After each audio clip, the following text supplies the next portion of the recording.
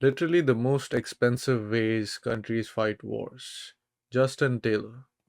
Let's see. I'm doing green screen stuff now because I think it's fun. But yeah, like to hear your comments anyway. Okay, so Space Wars. I've talked about space stuff recently, but it was like 80% nerdy stuff and then 20% like cool bang bang stuff. And my Oh, goal with this video is to make the pie chart go from this to this. oh, okay. Lots of militaries now have things that will kill you in space, and there are even war crimes that you can only commit once you leave the atmosphere, which is kind of fun to think about. We'll That is very interesting. be taking a look at those, how space warfare works, what weapons and gear you'd use to fight in it, and figure out if astronaut food is worse than just normal. What the hell? That's supposed to be food? That's my paint. That's food? Oh my god.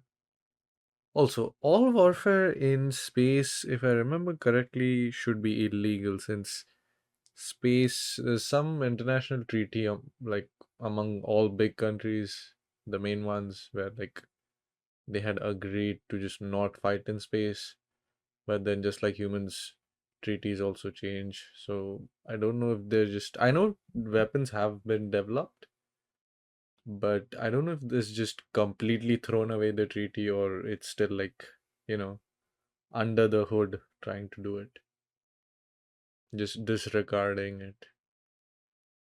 MREs. With China's new Death Star microwave beams, the United States' latest space bomber prototype, and more killer lasers than an EDM concert, there is a lot of stuff to talk about here. Newsflash, space is hard. Not like physically hard because there's nothing to touch up there, but Uh-huh. because unlike on Whoa, the ground where our forefathers that's an interesting infographic. Not something that exists, I suppose, because that's just inefficient. fathers settled their differences, you can't just pull up on the ops with a Glock 40 problem solver and handle things like a man. You need ships and spacesuits and little jetpack things to fly around in. China recently claimed a True. breakthrough in a high-powered microwave weapon, what some are calling the Chinese Death Star. Calling any laser in space a Death Star laser is an easy thing to say and low-hanging fruit, but there is actually something very specific that makes it a Death Star laser and not just like a proton torpedo thing. The breakthrough lies in the fact that it can focus multiple beams into one, which has the effect of multiplying the power of each shot as a whole. The PRC Oh, that's why it's been called a Death Star. Okay, because the way it works matches the visual of a Death Star. But that's also interesting. How do they? I guess it's at the end point. All of them aim at the exact same point, I suppose.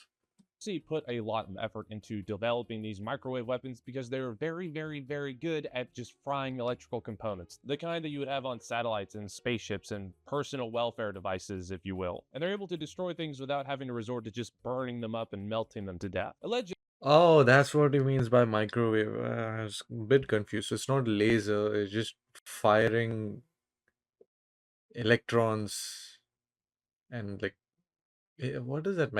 Electromagnetic energy? I don't know if that's the right term, but it's basically firing electrons and just over overloading the circuits of whatever it's targeting, so the circuits just fry. Okay, yeah, that exists. That has existed for a while though. Multiple countries have that. Like for a while. I believe there's some footage of US testing microwave um, uh, crowd control devices back all the way back in like early 2000s. during testing, they were able to have a successful beam impact at a range of 1,100 miles, and according to the scientists, Okay, that is a very vast distance to do that over. That is a very vast distance to do that over. To have an energy weapon be effective at that distance. who worked on the project, they would be able to suppress signals from American GPS and other satellites. Admittedly, those same scientists said that as of today, the laser does not have an effective combat capability, but much like my mediocre side gig, everything has to start somewhere. Now, going up into space until very recently has always been very much dominated by the government, and therefore, by extension, the military. As the vast majority of astronauts, cosmonauts, and taikonauts even today have some kind of military background. Considering the space race in the 60s was really really just a way to prove that we had better missiles and therefore could shoot nukes better than the other side, there's always been a tinge of militarism in there somewhere. Now, just like you can't help but laugh when you remember that the Navy calls their people seamen, you can't expect to win a Oh fight in my space if god. you don't have a space station, or at least something close to a space station. The Ruskies, way back in the day, had their first attempt at a military style space station with the Almaz, which translates to diamond, and it was part of a secret Soviet Ooh. military space station program that started in the early Was it the one which had like a cute little kitchen in the middle? There was one space station, I don't know. Was it? I think either it was the Russian one or the American one before the International Space Station came about, which had a really cool, like gimmicky kitchen in the middle with like a table in the center. I forgot which one it was, but it was very cool. So these guys have been going at this technology for a very long time. 60s. Though designated as quote unquote civilian vessels, if you can even call a Soviet space station that, they were in fact fully crewed secret military reconnaissance stations. A total of 3 were ever launched, all disguised as nice little peaceful civilian spaceships. The first launch, Salyut 2, accidentally fell out of orbit, while the other 2, Salyut 3 and 5, ended up being fully successful. Armed with a suite of sensors and high-powered cameras, their job was to collect as much geospatial data as they could given the technology at the time. But you didn't make it this far into the video just to talk about cameras, obviously. No, we're here to talk about the 23mm autocannon that they slapped on the back of this thing, capable of Oh, firing yeah. up to 2600. See, that is exactly why space to space launch and targeting of a weapon doesn't make any sense and it's inefficient. He's probably going to explain it, but this was a crazy way to practically test it out. rounds per minute. It was a modified version of the tail gun found on the Tu-22 bombers at the time, and the fastest firing single barrel cannon ever introduced into service. Unlike its terrestrial cousins that sat happy on the back of a plane, the space version was completely fixed into the actual body of the space station. While from an engineering standpoint, this is the simplest and easiest way to strap a gun onto something, it made it to where the only way you could aim it was to rotate the entire space station directly at the target. The only firing control That may have made it actually better. I'm just thinking about it. Devil's advocate. Hear me out. If you have a gun, oh, sorry, my bad. If you have a gun in the middle of the space station, like on the outer wall in the center of the entire mass, and you have to aim your entire space station towards whatever it is, let's say your enemy satellite you're targeting. If you fire that gun and you'll obviously hit the enemy satellite, your entire station gets moved like a particular amount in the same, like in one predictable direction, which maybe you could offset with like some fuel that your astronauts brought with them when they decided to climb on board. But if you have a swiveling gun on a mount, it might start rotating the space station when it's fired. Like if you have it fire out at an angle, it'll push the space station at like weird different angles. So it might actually not be that bad to have a fixed gun versus a turret on a space object, since there's no grounding. Whatever energy is dispersed is going to affect the whole station. Tell me in the comments what you'll think. on this thing was a crude little reticule to aim, and maneuvering the entire space station to aim it took a lot of time, a lot of fuel, and firing it allegedly made the entire thing shake worse than a Mormon on his wedding night. Theoretically, it was designed as a point defense Damn, weapon rather than okay. an offensive weapon, with the high rate of fire helping to increase the odds that enough rounds would destroy an incoming missile. Now, if this thing ever got picked up more, obviously it probably would have been mounted to some kind of thing that would be able to maneuver on its own, but we never got to figure out what that would actually look like, because after the Soviets fired 20 test rounds, they plummeted the entire station into the atmosphere and it burned up to a crisp, which they should not have done because littering is wrong. This message was brought to you by turtles Oh that get caught my in those beer god. plastic thingies. Now, the Soviets did develop the TP-82 cosmonaut pistol, which combined a double barrel Ooh. shotgun with a 5.45 rifle barrel into one A shotgun in space. As if like even like handgun is horrifyingly dangerous. A sniper would be horrifyingly dangerous. You brought a shotgun. Like you want an entire net of space debris flying at Mach, I don't know how much. Ludicrously fun design, but that was designed for if the crew landed and needed to attempt to not die while stranded in the Siberian wilderness. I guess theoretically, a drive-by spacewalk Ah, okay. Yeah, that makes sense. That's for on Earth use, that's not for space use.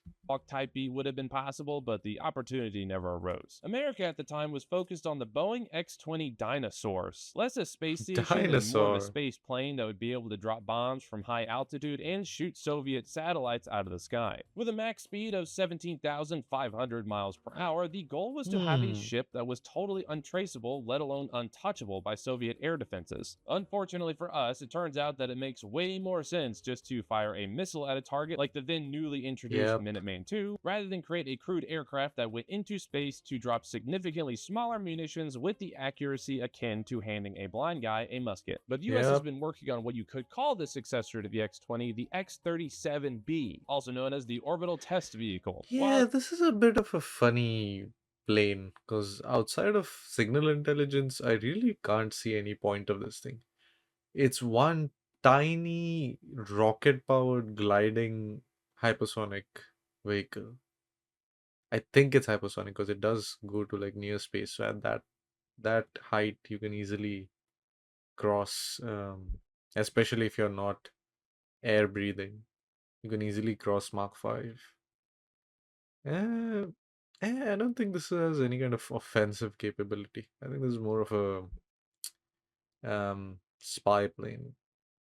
admittedly being significantly more phallic shaped than its predecessor, this Oof. unmanned spacecraft, which looks like you tried to draw the space shuttle from memory, is officially for quote unquote peaceful purposes, such as satellite repair, bringing astronaut supplies, and testing space based communications. We did it, guys. We finally figured out how to use taxpayer dollars for the good of all mankind. Just kidding, because unofficially, it's a test bed for sabotaging enemy satellites, spying on areas that our satellites can't easily Ah, get to, and okay. using directed energy weapons to melt things that other countries fired into orbit that we do not want there anymore. A Interesting. 2010 article in Space Daily laid out how the X-37 would be able to essentially be a roving satellite killer, staying in orbit until the time came to remind a few Chinese space assets what gravity is. The DoD, of course, denies Interesting. this entirely, but they do say that the purpose of this project is to respond to combat Air Force and combatant command requirements, which translates to we're probs gonna strap some bang bang shooty things to this bad boy. According to investigative journalist Sharon Weinberger, the X-37 would be able to carry 2,000-pound re-entry vehicles, able to house things like bunker buster bombs or hypersonic kinetic rods. And this idea is No, based that's something I don't understand. Why would you want to do that considering how crazy expensive it'll be to send a plane all the way to space and then have just a 2,000 pound bomb fall all the way from space on your head? Like, I'm sure I'm missing something as to why this could be necessary. But you have the B2, you now have the B-21, which is, supposed to be much better than the B2. You have ballistic missiles that can do the same thing. And it's not like this thing is stealth. So if ballistic missiles can be tracked, so can this. So I don't see the point of a re-entry weapon. Like, I mean, sure, militaries test everything out. So I'm sure they will test this out as well. But I don't think they'll actually put it in use. The satellite laser burning thing makes much more sense. Or like it could even like dock to an enemy satellite and just like eat away at its solar panels or something with its claws in those doors. That is like it sounds like an anime scene, but that is more of a useful use than trying to drop something back on Earth. based on an express Air Force idea from the mid 90s. And at that point, it would basically serve as another layer of stealth bomber, admittedly fewer in number and not able to carry as much. It would be able to hit high priority targets from outside of a contested airspace and well outside of any air defense ranges that they would try to shoot it down with. You can imagine a scenario where these would be used against things like aircraft carriers, missile batteries, or wherever the head honcho of whomever we're fighting happens to be sitting. Now, whether or not this article is accurate or not in its assessment is questionable questionable at best, and I would never want to assume someone's emotional feelings towards a topic or anything like that. But this is the last paragraph of the article. I'll give you a second to read that, so maybe take all this with a grain of salt. Regardless of how the X-37B prototype pans out, we can be certain that as the US imperialist empire continues its long trek on the road towards failed statehood, the Pentagon, always eager to expend the blood and treasure of American people on endless wars of conquest, will continue to build new and even more powerful destabilizing weapons. What document was this the last paragraph of? Who wrote this again? I feel like some words here and there could be a uh, bit pointed in this paragraph. Who made this? Salt. But this is nothing compared to what the Rods of God program would have been able to put out. I don't think Ooh, that is amazing. If anybody has seen GI Joe, what was that again? Renegade, Rebellion, something from R. If you've seen one of those latest GI Joes with the Rock in it, you know what this thing is. In concept, it is amazing. It is brilliant. It doesn't even have any nuclear fallout to go with the destruction of a nuclear scale. So, in theory, amazing.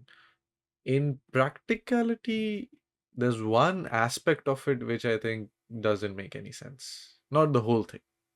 So let's see.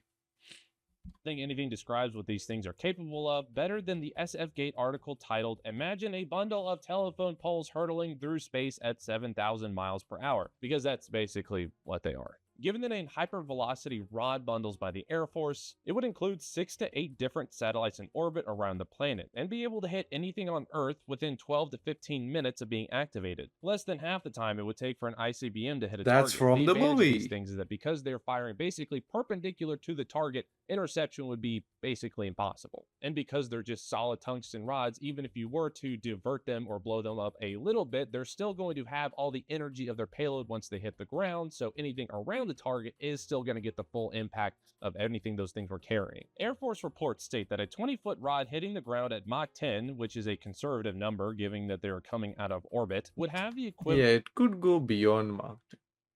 Easy, depending on what angle they're fired at.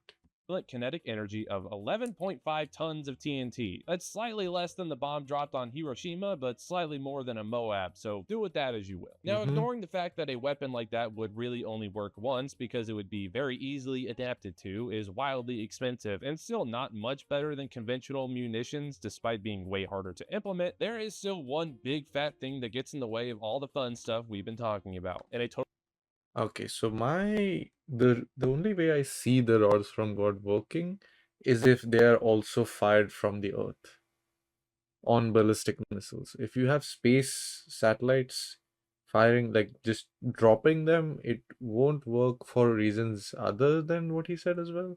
Where, yes, 100%, they're very easy to counter. You can just shoot up at the satellite and then it's done. The second issue, which is, well, not really elaborated on over here, is satellites go up with limited fuel, just like the one with the Soviet one with the gun attached to it. They go up with limited fuel. So, and the satellite is always rotating around Earth. Either it's rotating around Earth and it's traveling on one path along a map, if you can imagine like a map of the Earth, or it is rotating around the Earth at the same speed at which, well, it's revolving around the Earth at the same speed at which Earth is rotating. So it's pointed at the exact same location, wherein it's obvious a way more obvious threat. So no country is going to just let you point a gun at its head. First of all, secondly, you have to change targets. You drop one rod, and then to drop the other rod, you'll have to move the whole space station or space satellite or whatever. So that entire cost maintaining all of that tech, because that's not just gonna stay there for like infinite years, right? Maintaining all of that, most often, like nukes, they're not going to be used, they're just going to be deterrents. So have that thing fall back down to earth. You don't want your most prized weaponry falling out of the sky, burning up in the earth's atmosphere, do you? Except for the bullet itself, because that'll be made out of tungsten, that won't melt. So there's quite a few realistic issues with that logic. Now, if you put those tungsten rods on ballistic missiles and fired those missiles and had like all the way to space and had the rod then come down, much cheaper, much more easy to target wherever the hell you want to target, and much better in terms of there won't be any nuclear fallout after. Totally unexpected and uncharacteristic move, the UN made sure that they got together and made sure that the dreams of every male human of dogfighting in space would never really come to fruition. The Outer Space Treaty, or if you're a nerd, the Treaty on Principles Governing the Activities of States in the Exploration and Use of Outer Space, including the Moon and other celestial bodies. That's long. Also, that's the not title. That's the treaty I think I was talking about. I think this is the one where just fighting in space is illegal. Bodies not only wins the award for treaty with the most unnecessarily long name, but it sets the outline of the do's and don'ts of operating in space. And as the name implies, covers not just the moon, but anything else deemed a celestial body, which I believe was your mother's nickname in high school. The Space Treaty, in Damn. short, was created so that in the case that the Cold War went hot, space itself wouldn't just become another big battlefield and destroy any hope of humanity of ever actually reaching the stars. Some things in this include that you can't put nukes in space, which is largely interpreted as dedicated weapons platforms in general, but non-nuclear conventional weapons are not expressly banned, so it's generally frowned upon but not illegal. Additionally, nations Okay. I did not know there was that kind of loophole or rather like missing part to it where conventional weaponry just hasn't been specified. Okay, we as humanity need to figure out how to communicate properly. There's been so many issues just because something didn't get specified and then it was open to interpretation. cannot claim ownership of any part of space, so no space borders. Anyone is allowed to go anywhere they want in space. Yeah, that looks funny. That satellite looks very funny.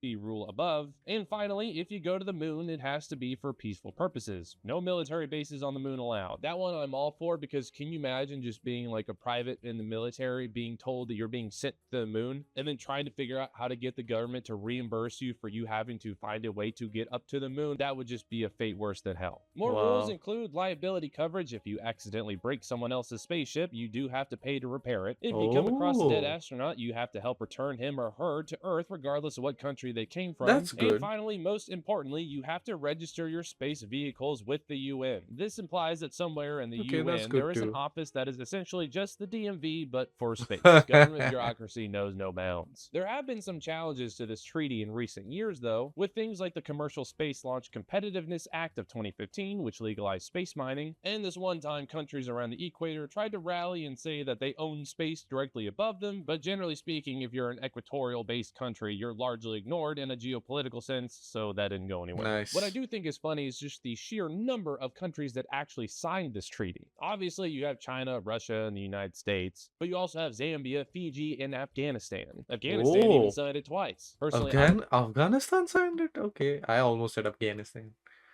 Afghanistan signed it twice. Okay, that's nice.